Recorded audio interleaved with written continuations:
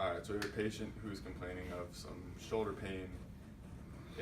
Some conservative treatments didn't work, so we're going to look a little deeper, maybe try some functional mobilizations on him. So the first thing I want to do is look at a little elbow flexion test, see if there's one side that's a little bit more compromised than the other.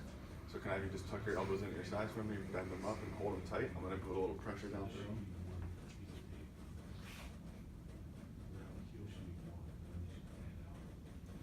And if you see, I'm not sure if you thought from the video, but his right side gave first. So that gives me an indication that something in his right side is not working the way it should be. So what I'm gonna have Austin do is hop up on the table here. I'm gonna grab him a pillow for the eventual treatment part of this.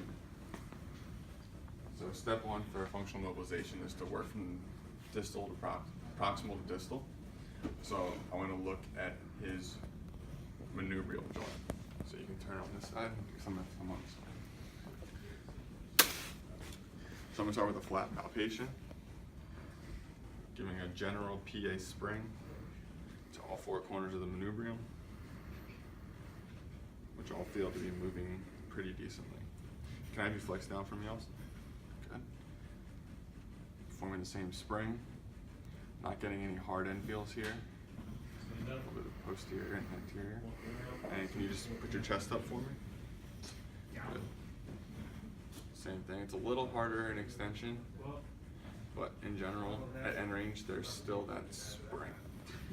So the next thing I want to have Austin do is we're going to move out one step distally, and we're going to look at his first rib.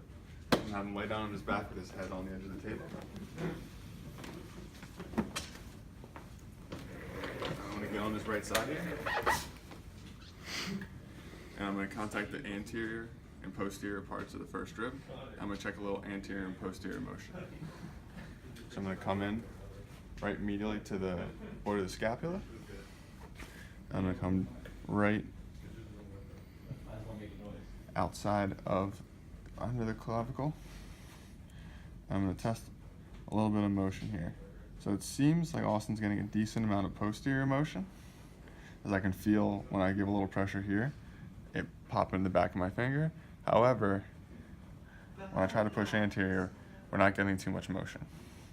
So what I'm going to do is, while we're here, I'm going to provide a PA force through my fingers in the back of on the posterior part of Austin's first rib. I'm going to ask him to cross this hand across his chest and try to touch this shoulder. So what I'm actually going to do before he does that is have him try to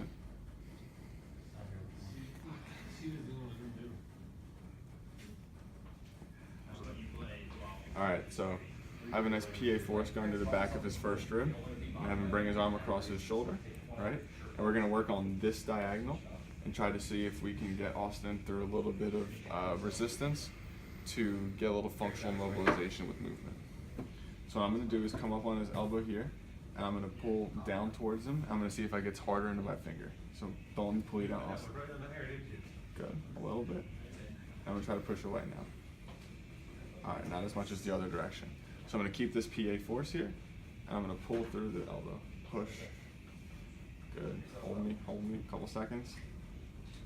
Good, relax. Alright. I'm just kind of reassessing. He's already got a little bit more motion here. So we're going to do it again. We're looking for 3 to 5 holds, 3 to 5 seconds. Ready? 2. And relax. Good. And one more time. Hold. 3, 2, 1. Good. And you can relax for 1 second. Alright, we're just going to look, see if there's any more. So he's already, you can tell he's getting a lot more motion. I can feel a lot more motion into the front of his, my front hand this time. So I'm going to bring his arm back across his chest. Good, and now we're going to do a little bit of end range stabilization. So I'm going to have you hold, hold for me again. Hold, hold, hold. Good. And this time I'm going to push down and have you hold there, alright? Hold for me, hold. Good. Good, so now that we're in a little end range stabilization, we're going to do a little neuromuscular re-education while we're here because I like my steak raw. So also I'm going to give you a little pull here. I want you to hold against me, and then if I tell you to win a little bit, I'm going to have you win. If I tell you to let me win, let me win a little bit, alright? hold, hold. You win a little bit. You win, good, good. Now let me win. Good, hold, just a little bit. Hold, come on, good, and hold, and we win. And now I win, and you win, and hold, good, and relax. Good. So now after all that, hopefully we restored some motion to the AP motion of his first rib. Got a little stabilization at the end range, a little neuromuscular education, so that if I come back in here and reassess, a lot more anterior posterior motion than before. All right, so we're gonna check his elbow flexion test again, his pre-test, post-test measure. So our hope is that now that his proximal musculature and joint mechanics are back in order, that he has even elbow flexion test on both sides. So hold tight for me.